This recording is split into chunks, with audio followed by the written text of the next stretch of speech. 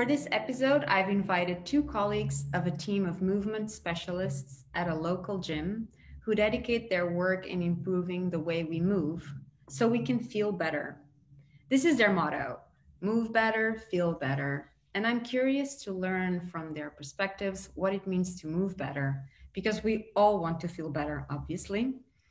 The gym is called Vice, which in Dutch means to be wise, and their home base is in Amsterdam, in the Netherlands. The owner is called Gijs, who is with me today. He's a physiotherapist, personal trainer, movement scientist, and founder of Vice. He's passionate about movement, a keen observer, and focused on healthy alignment. I'm also joined by Nadia. She's also a physiotherapist, personal trainer, and she uses her background in ergonomics to bring postural awareness not only at the gym, but also in the office spaces. She will look into details and listens carefully with interest to help you improve posture and awareness. Luckily, this gym has been open during the pandemic, and every client is grateful for it. It gave their customers a way to move properly during a time of stagnation and uncertainty. So welcome, Gijs. Welcome, Nadia, to Movement is My Constant. Thank you for having us. So this is the first time in the podcast that I have two guests at the same time.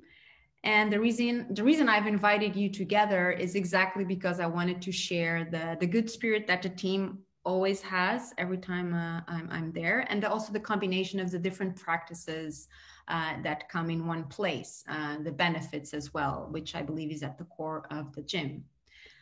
And to start this, I want to know a little bit more about your influences. That's always how I like to start. So influences in in those early childhood experiences. What do you know that you did then that relates to what you do now? So maybe I can start off with Gijs for now. Can you give a bit more explanation of the question? What you precisely mean? So what were you doing as a child? What was really like natural that relates to what you do today? So when I was a kid, I think I wasn't the most talented athlete, or at least it was always a bit. Let's put it this way: I wasn't the one picked first in the football team. So basically, in all the more delicate movements, as it comes to ball sports and that kind of stuff, I could manage and it was fine to do, but wasn't really my main aim. Then when I turned 14 and I was allowed into the rowing boat, actually I did find a lot of fun in sports. So since my 14th, I've been rowing, and I did that eventually even in the Dutch junior national team.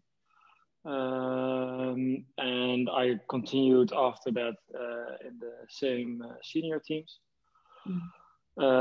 So there, I think, was the main change for me to become more into the sports.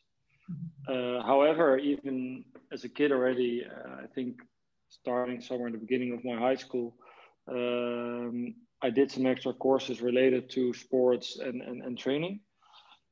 And yeah, when I was in my fourth year, so the year before I finished, I was thinking, okay, I want to be a gymnastic teacher, because I really liked the training in there. But then when I went to some days at the university for the preschool, so yeah, I don't know, I was missing something. It was general about movement, but it wasn't as in depth as I hoped it would be.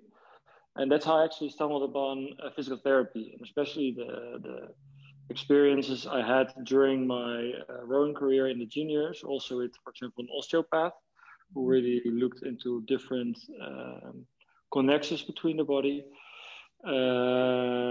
made me realize that's the thing I was looking for, because then you had a combination of, I think, two very fun things. One is movement and sports, but also something, and that's maybe something completely different, but that's more like puzzling or even playing a game, because that's a bit how I see profession I do today, even as a movement scientist or as a physical therapist. It's everyone is this unique puzzle that you have to figure out how it works, and most of the time, of course, in physical therapy, why it doesn't work. And I think that's like the two things I did a lot when I was a kid. So one was playing all kind of sports until I find my expertise in the rowing part, and two was a lot of puzzling and that kind of stuff. And this was actually for me the ideal combination. So it's for me a lot more than just about movement and about sports, but also having that puzzle of creating a healthy balance actually between the body. Yeah, that's a good way to understand, like really like what influenced for you to see this more holistic approach to movement, right? That it has a combination of those parts. Yeah. Okay. And Nadia, the same question. What were your influences? I grew up in a small country town in Australia, so I didn't play a lot of sports as a kid. We would play and run around in the bush a lot, so there was a lot of activity, but not really organized sports. Similar to Gijs, I was not the most talented at sports, not the most coordinated. I have had hypermobility issues all of my life. And so that started to come apparent, like in school sports, I would notice it, that I would have trouble doing certain things. And I think even at school, I loved PE class or gymnastics, not only for the sport aspect, but I loved already learning about the body and how it worked. And so that moved me to then look at exercise science and physiology to go into university.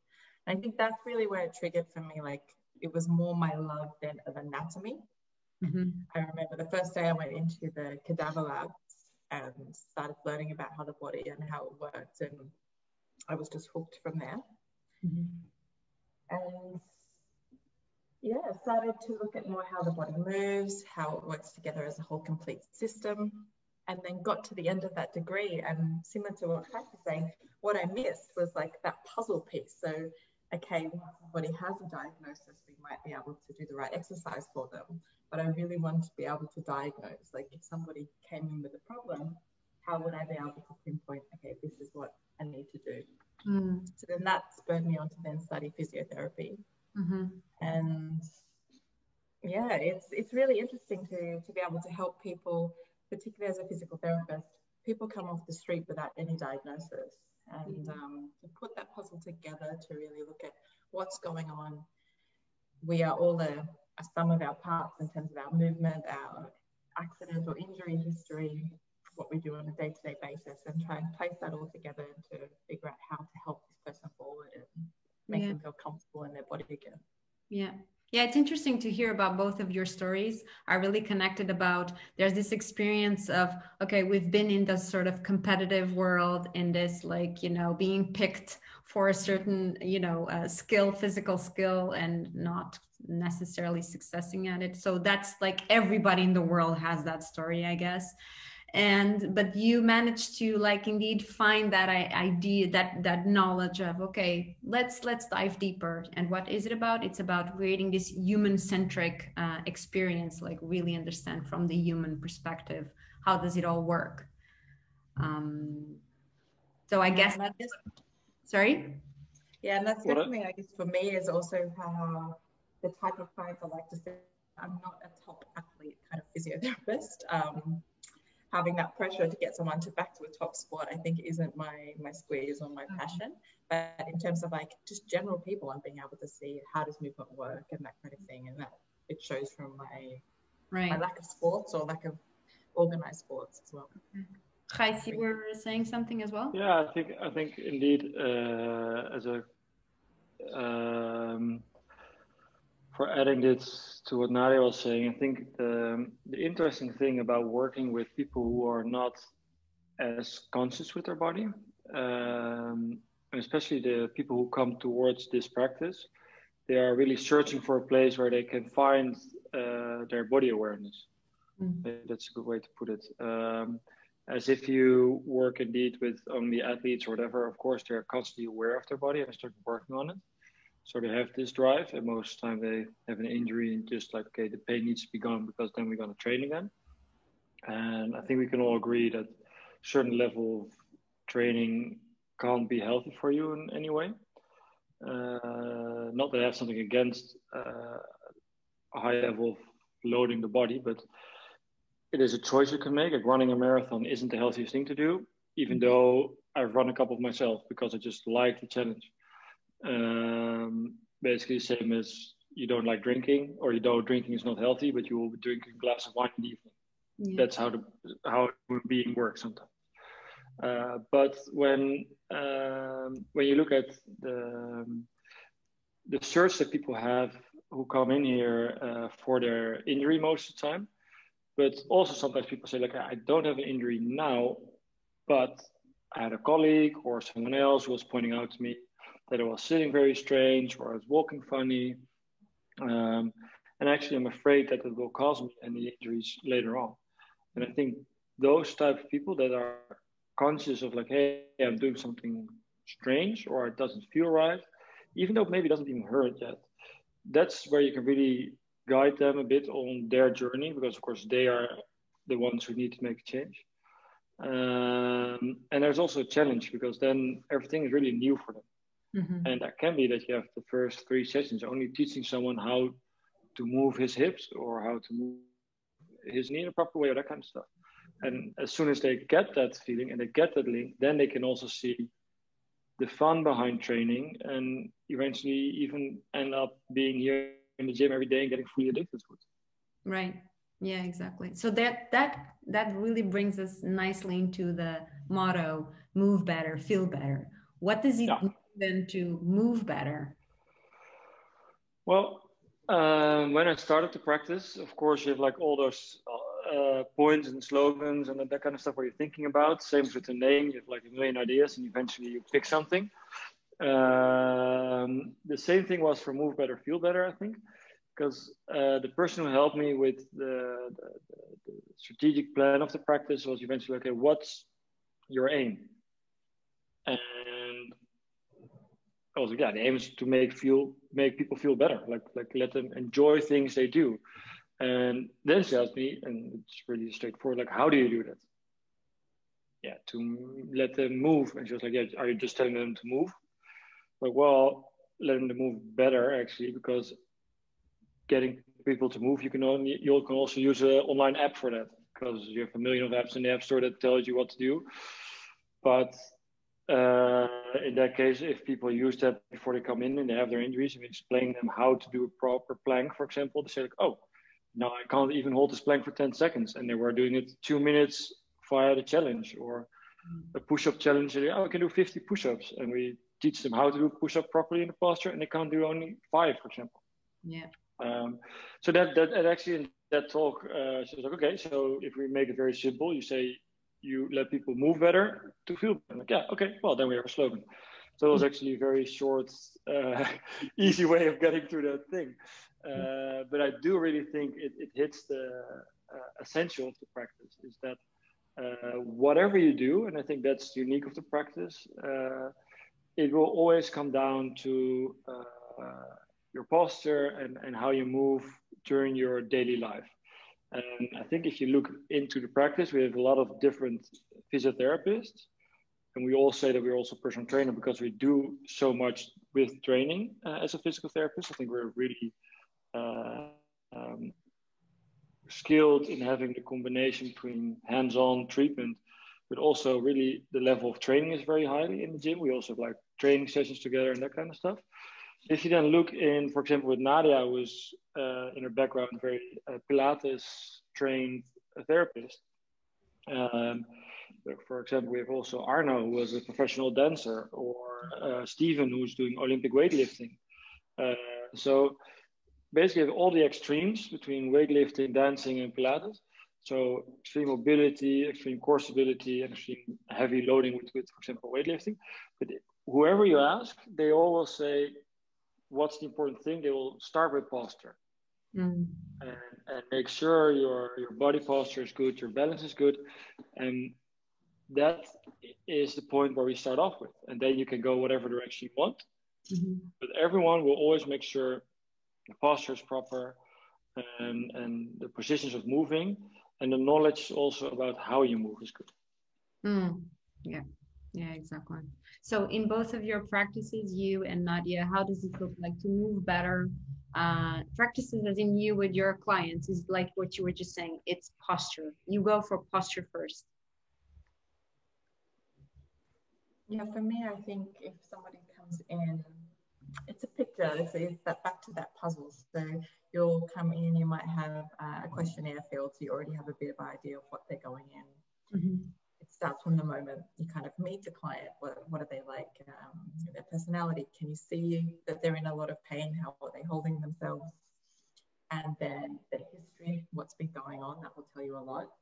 But very quickly, you'll start to do like a physical examination, and posture is one of the first things I look at. It can tell you so much, even before you put your hands on someone or see them move. You can start to get a picture of like what could be going on here. And then for a lot of the patients that we see, the assessment or the test that we do are trying to figure out, okay, what's causing them to have this kind of posture dysfunction or posture type, as it were. And then from there, it's just how can we help them to get back to a normalization of it for themselves. I always like say to my patients, like, the posture has to be right for you and your body, even left to right. It's not necessarily that you're going to join Cirque du Soleil in terms of your flexibility, but you need to be able to be left and right even, or get closer towards that. Yeah. Or closer towards a position that can help you find and hold a neutral posture. And then from there, you can do all the movement that you like. Yeah. So if you say that, or if we say now that posture is like at the zero ground, like it's the basis of correct movement or of, better movement, how does posture influence also, not only your physical state, but your mental state, your motivational state that we were talking earlier about, all of that. I don't know if you want to jump in. Go ahead. I think if you see somebody depressed or who's sad, like what posture do they take? Like straight away, it's like quite slumped, quite looking down, or someone who's stressed, their shoulders come up. So this thought that the mind and the body, you are one you. It's one Anna.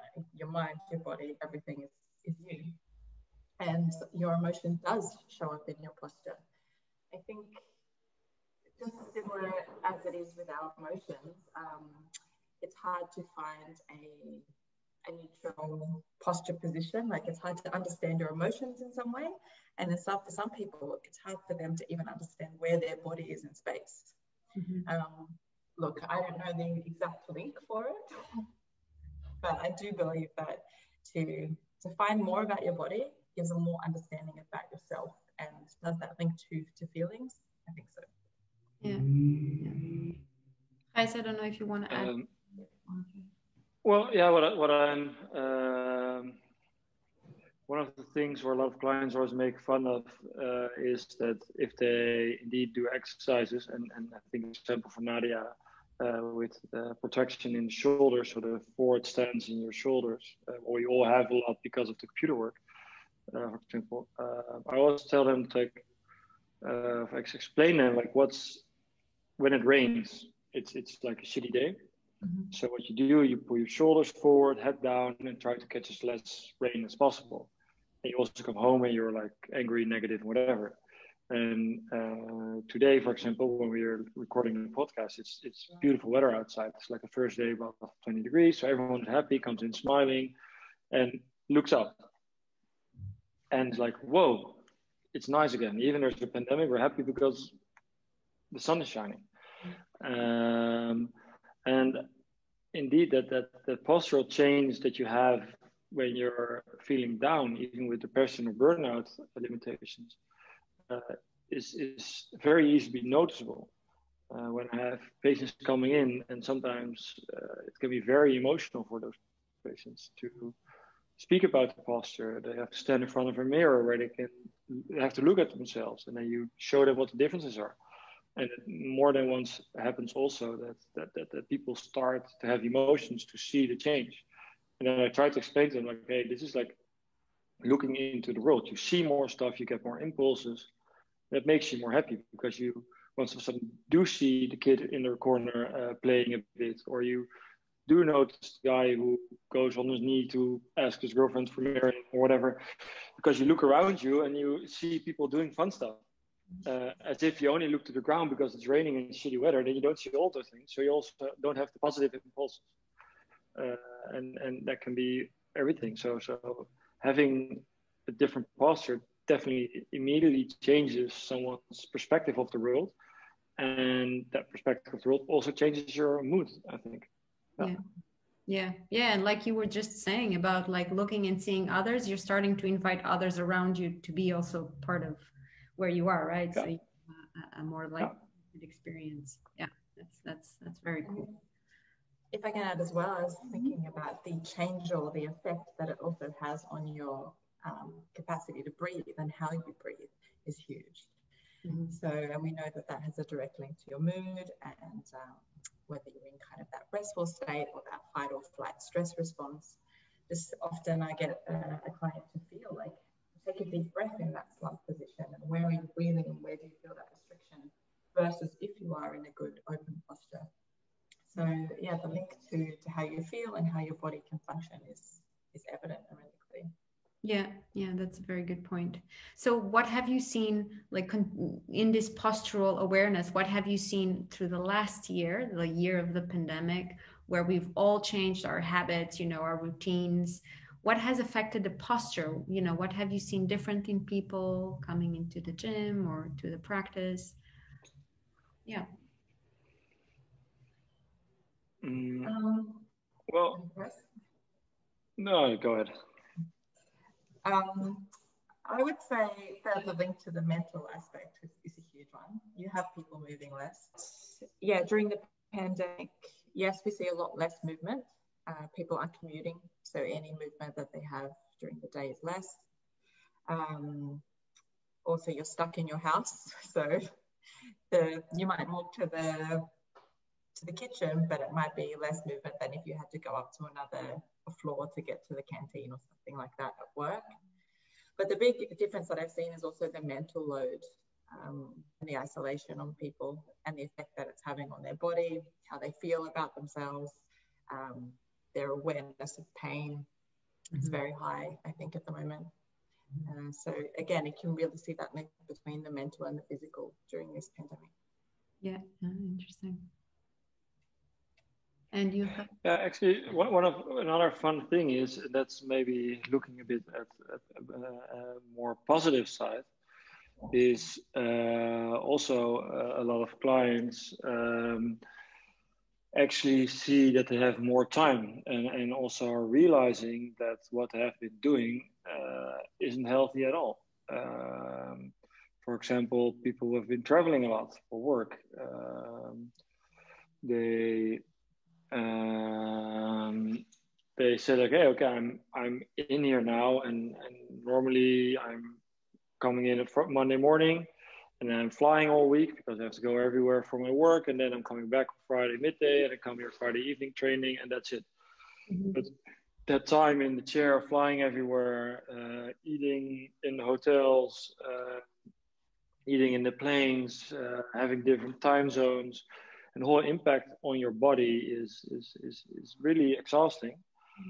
And then now they make the change, like, okay, I'm not traveling as much, or actually not traveling at all, and I can come in and do my personal training sessions 3 times a week. I can focus on my nutrition, my sleep is better, and those people feel a lot more energetic, actually. And that's, I think, also something that we need to be aware of, that the pandemic, of course, one side limits our physical activities by all the gyms that are closing and that kind of stuff.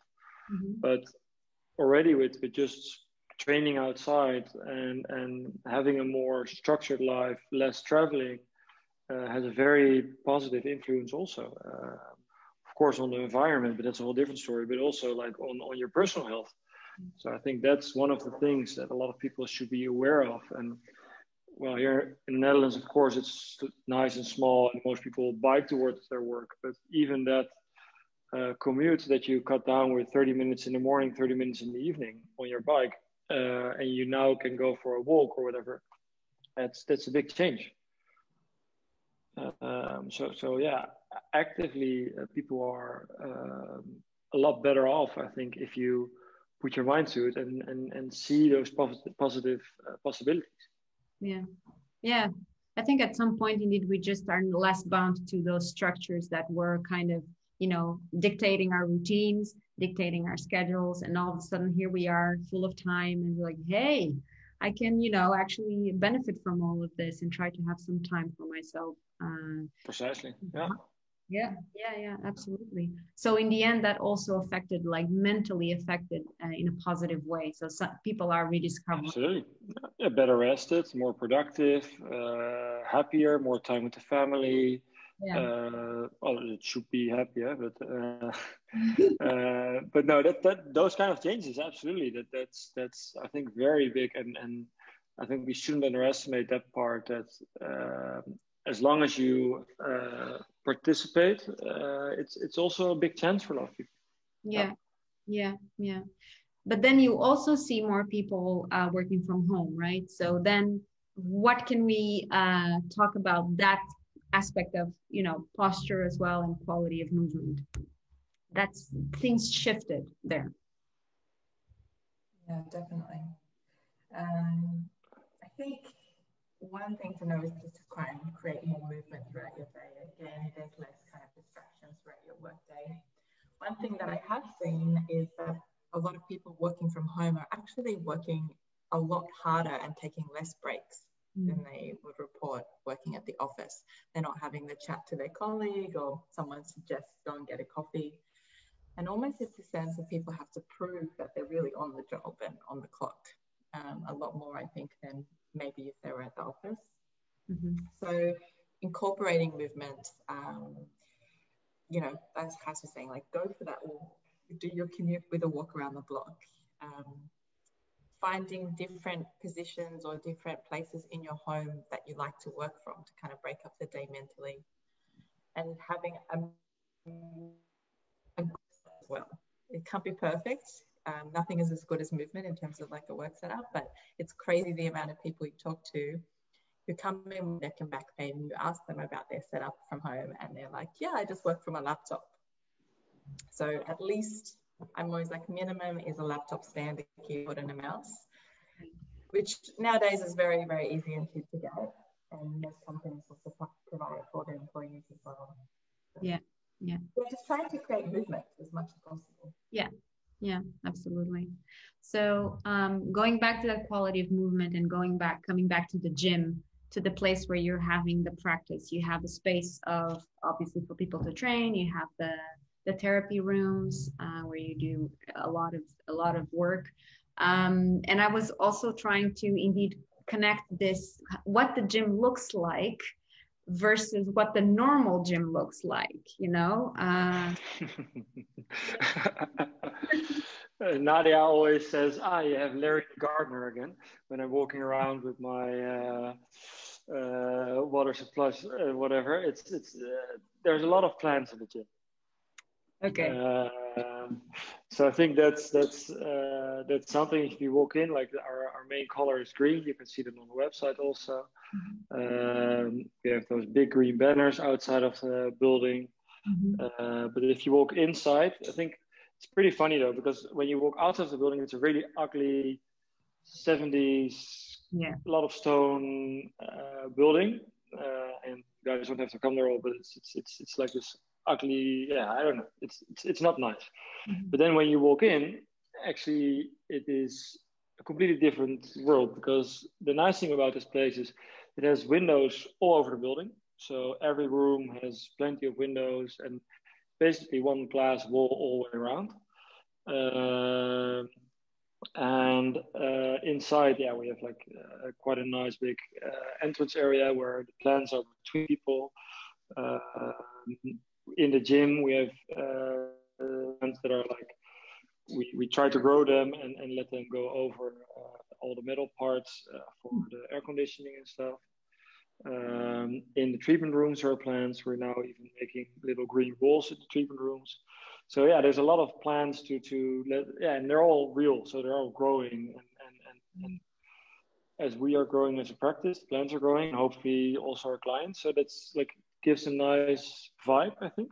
Yeah. And that's really something we aim for. That it's not a black dark hole where you do your workout and have hard music, but it's this friendly area, and especially with the connection of the outside because of all the glass. And then we have the benefit that it's the building is like it's on the ground floor, but the cycling path in front it's a bit lower. So even around the building we have this little garden, and you can see one of the canals and that kind of stuff. So if you're inside, you really have this open green space inside, but even have this nice clear view to the outside without being in this fishbowl that everyone sees you working out. So yeah, it's a very nice, lucky place that you have this safe but still open area. And I guess that to add to that, it sounds like you're just it's just a description of a space. However, it kind of also influences the way we deal with our body, right? Like you go to the gym, you work out your body, but there's a difference between working from a embodied perspective, between the ego mindset, right? And all of that really helps the people there, the space. So, right, it's more than, I guess. Yeah, no, absolutely. At least I hope people experience it like that. We only can hope for those kind of things. Of course, we do our best for it. But yeah, I think so indeed that small things like having your coffee afterwards, and if you come in, having like a friendly chat, but also the open environment that if you have questions while you work out with employees, but also with other clients. I think it's a big social event. The funny thing is a lot of business is done also. That's always a bit, you have to be aware that you not become kind of a business club, but it happens that people are like, oh, I do this, oh, you do this, oh, nice, maybe we can do something together. And it's such a easy way of just chit-chatting with each other. And that's also part, like it's good to train, but it's good also to have your balance in that kind of stuff. You can do your own thing or look a bit more around you and find a bit of a social environment. And I think that's, everyone respects their own wishes and each other's wishes in that part. So yeah, I think that's good. I have a quote here, just to trigger a few more questions. Ida Rolf once said, "The key to all life experience is movement."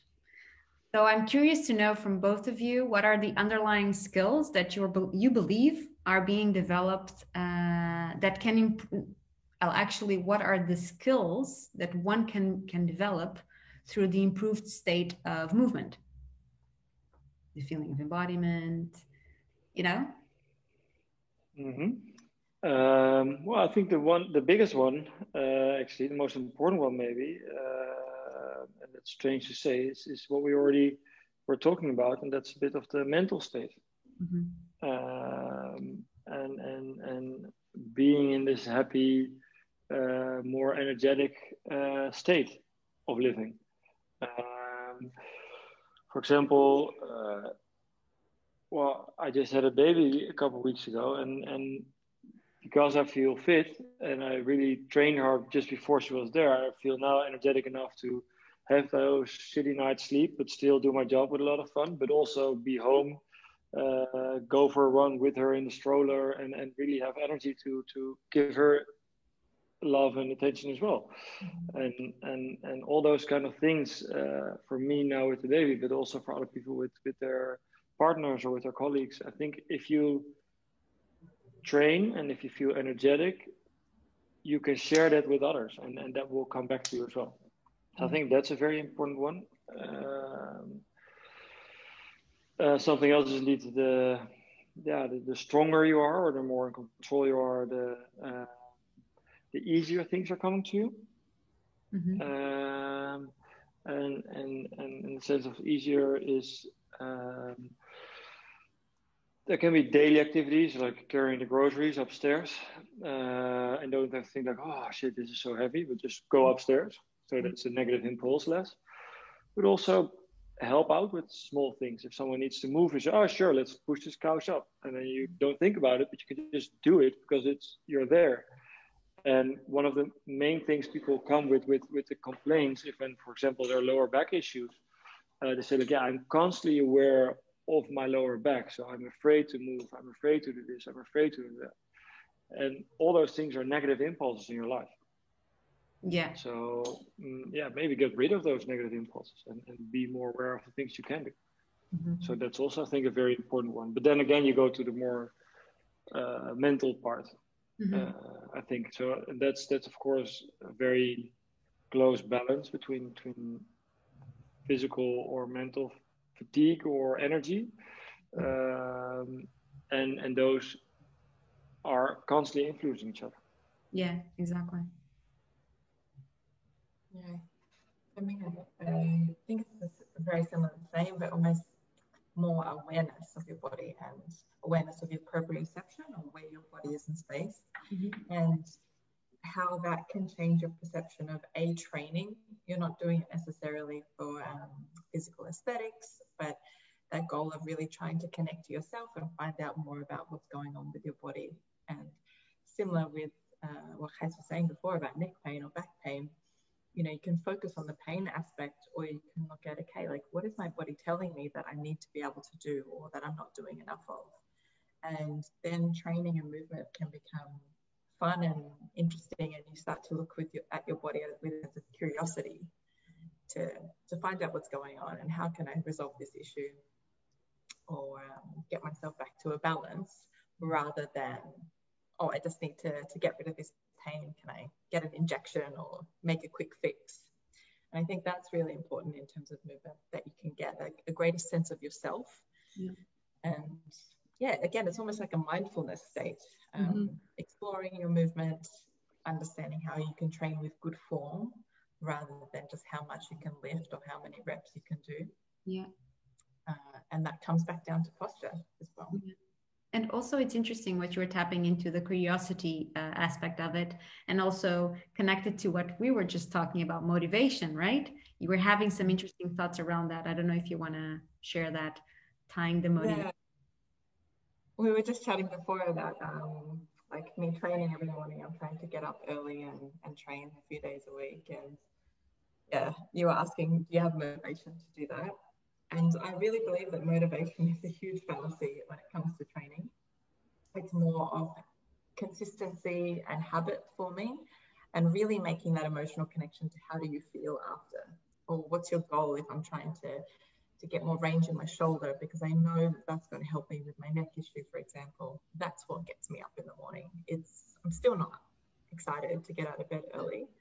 And we were talking about, I don't think that even people who are athletes are excited to get up at 3 or 4 and go and train, but they have that goal and that consistency. Mm-hmm. So whatever you can do to set yourself a small habit and something that's achievable, that's going to help with your motivation. Once the ball's rolling, then it's easier to keep it rolling than to start to push it, again. Yeah. Yeah. And the added curiosity. I think that is a beautiful way to do it. So what is like your both of your favorite ways to move? Like what are your favorite ways to move, basically? I think for me it really depends on the day. I do like strength training. As someone who is really hypermobile, I know that as soon as I stop weight training, that's when I start to get issues around, in my hips and lower back and things like that, because I don't have the stability in my ligaments. So that I do a lot of, and I just have this rule of just trying to incorporate movement in the day, so that even if I don't feel like lifting heavy weights or I don't feel like doing a run, then I kind of check in and go, okay, well, what do you want to do? And then I have another rule of, if I try and I don't like it after 10-15 minutes, then it's okay. Today's not my day and I'll try again tomorrow. So it's a bit of a mix. I'm not an endurance sports person, but that's Gijs's box. Thanks. Well, favorite way of moving for me is speed skating. Actually, I'm Dutch, so every Dutch person is on the speed skates. So maybe that's fun. No, actually, I started with that. I think now 5 years ago to really do it fanatically, and for me, that's the most beautiful thing of doing. Last Feb, we had a good winter here, of a week of ice, and yeah, like being on the ice, and even like the first days when it was pretty thin still, I went up together with my girlfriend and the newborn, in a stroller, and it was that feeling of like smooth but still like a quick movement. It's amazing. It's absolutely it's technical. It's physically hard. It's smooth. It's yeah. That's the nicest thing for me to do. And yeah, like going to the places where not a lot of people can come, making these loops over all the lakes here in the Netherlands. Mm-hmm. Yeah, that's when you ask me what's your favorite way of moving, then that's the first thing that pops into my mind. To make it a bit more broader, because I can imagine that not everywhere people are on the ice. I think, yeah, besides that, basically everything what has to do with endurance. So running, cycling, those kind of things, that's and I really like. So yeah, going for a long run, and especially going for a run towards something. For example, this summer when I was training for the marathon with a friend of mine, we went to the beach, and that's like a 28K run from our house. And it was really warm, so then we had to leave at 7 in the morning, about like waking up early. Because temperature was otherwise too high, and then you run towards the beach. You come there around 9-ish, and you're like, okay, we're here, undress, run into the water, and enjoy being at the beach. Yeah. So yeah, yeah. So I think the whole running, cycling, so basically everything with endurance, and I think again, speed skating is the most optimum because it's also so smooth and so gentle for your body. And that's yeah, really where I'm happy with. Yeah, running is amazing. All right. I was also looking into getting from you some tips, like, what would be like the 3 top tips of movement awareness, just that you give to clients or that you could give to your viewers or to the listeners, very simple movement awareness. I think, but maybe Nadia can explain more about this, and I think it's very important to have to do it. Don't try to catch up the lack of movement during your day. So, for example, if you have been sitting behind the desk all day, you can't catch up with those lost hours by going for a 3-hour walk in the evening. That's not how it works. So I think in that case, Nadia is very expert in giving clinics to companies about like try to schedule it in your program and spread it through the day. But I think she can explain more about that part. But, yeah, it's true. A lot of people come in with postural complaints from being in a static posture, and your time with your physio, it's really, really hard for 30 minutes or an hour with your physio to counteract 8 hours every day in one position. So really people can become their own movement experts and just kind of becoming aware of what postures am I adopting in a day, how do I move. I think there is so much information out there in the internet, and you also have like experts like us to come and have a look at your particular type of movement. So I would say my biggest tip would be like, don't be afraid of your body or afraid of movement. There's help out there for you to seek, and then there's so much information there. You just have to have that more of the curiosity to kind of look at it. And as Kai said, just try and keep moving, because that's going to tell you information. With pain, our body is trying to tell us stuff all the time. It's not just something's broken. It's like it's communicating back to us of what it needs. And sometimes you can find a lot of joy and satisfaction in answering that and giving it. Nice. So I have two last questions. I'm curious to know now what keeps you both excited for the rest of this year, working with your clients, and also, what's coming up for the gym.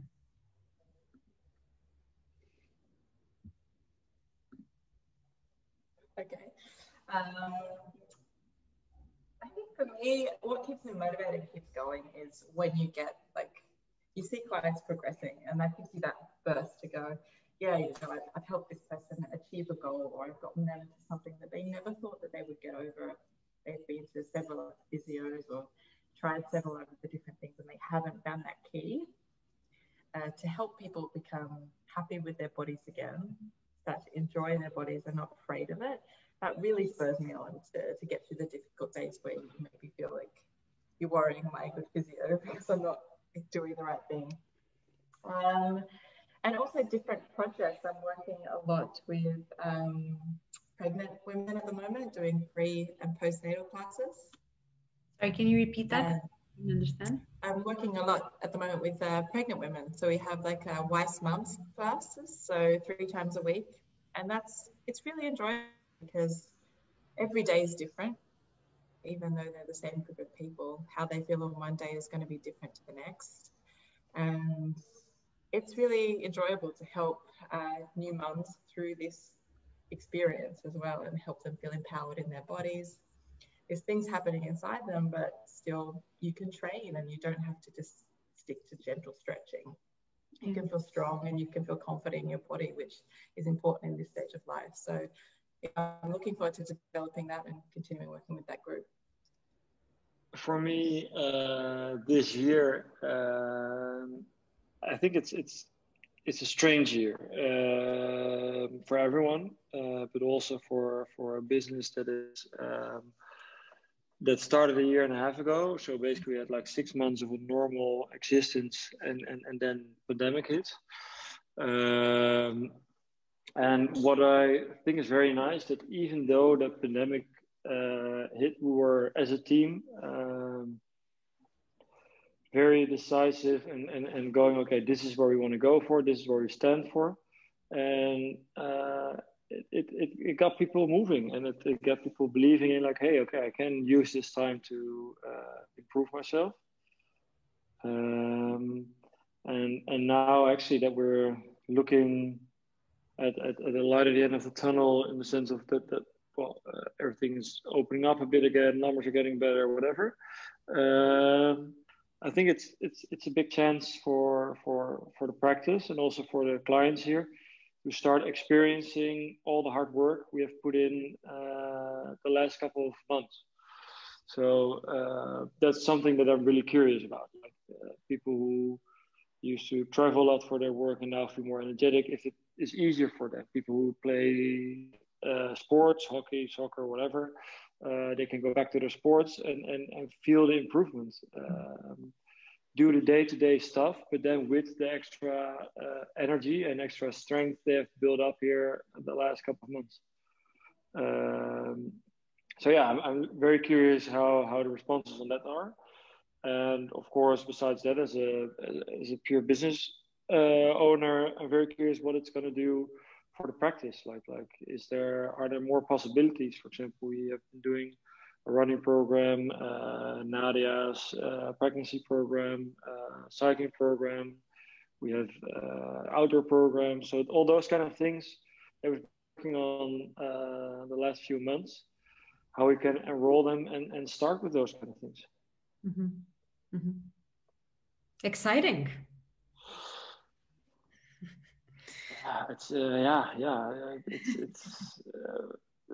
It's looking good in the sense of we were able to do stuff again. And that's exciting, and it gives energy and triggers you to be like, okay, let's go for it. And here I've been working for. Yeah. Exactly. Okay. I have one last question. I invite you to answer the following question. Why is movement your constant? For me, and I think that's also why I am very fond of endurance sports. It's the only time I'm not thinking. And I think Nadia can tell that basically when I'm always like busy with things. When I'm treating, of course, I'm focused at the patient, but then basically from walking from treatment room towards the gym area, and that's not that far because we're like it's I don't know 20 steps, something like that, and then you're in the gym. But even in those 20 steps, I already can shout 3 things over the desk like, oh, Derek, now you have to do this, this, or this. And then I go to the gym and I really focus on the client again. And that's like constantly, wherever, whatever I'm doing, it's always like you're thinking about, of course, what's to do with the practice, but also other stuff. I don't know, politicals or that kind of stuff. I'm always busy in my mind. And actually, as soon as I start running or if I start cycling or especially speed skating again, but basically all the endurance sports that I currently do, you stop thinking about those things and it's just you and you're running. And if my dog joins me running, I'm looking at the dog. I'm like, okay, what a happy beast, nice. Or if I'm cycling, you're looking around and you see the surroundings. And that's maybe also why I like to go somewhere instead of just making a loop, because otherwise you're only thinking, oh, I have to go back with it. And then if you go really something else, somewhere else, you're like, I haven't been thinking for those 3-4 hours of when I was on the bike, and now I was suddenly at my parents' house, for example, and you have this whole other life. So in that case, it gives me, it's a bit of a mindfulness thing. I think it stops me thinking, and it's that's the most important thing for me with sports. For me, it's pretty much exactly the same. I think to have movement is the one time where I think it's a form of mindfulness technique, and there's a lot of research done in somatics now. But for me, every time I'm moving, it's time just to become aware of my body, and I think it kind of centers me back to myself, how I'm feeling. I'm not really good at that. I'm not the type of person that checks in with their feelings and tries to clear their brain and check in with thoughts. But for me, I think I get that when I'm training. I become aware of like what's stiff, what's blocked, what's not feeling so good, and also time to think. When I was living in France and Switzerland, I'd be hiking, and it's really physically draining, but the whole time you're kind of thinking about different things, and the lightness that you feel after is really connected to your stress. You train and then you feel light afterwards. So it's very similar to Kais. I think movement is a time for me to connect with my body, but also with your mind, and just focus on how you're doing physically, mentally, emotionally, without kind of being so rigid about, okay, I'm going to practice mindfulness or something like that. Yeah. Lovely. Well, thank you so much, Gijs, Nadia, for being here today and sharing your knowledge with me and playing around with this 2 people conversation. It was really lovely to get to know you a little bit better as well. It's been really... Thanks for having us. Thank you. So I will also be having 2 other colleagues next time from the same location, from the gym Vice, and we will touch upon other things just to get to know a little bit better this team and the various skills of the complete team. Thank you.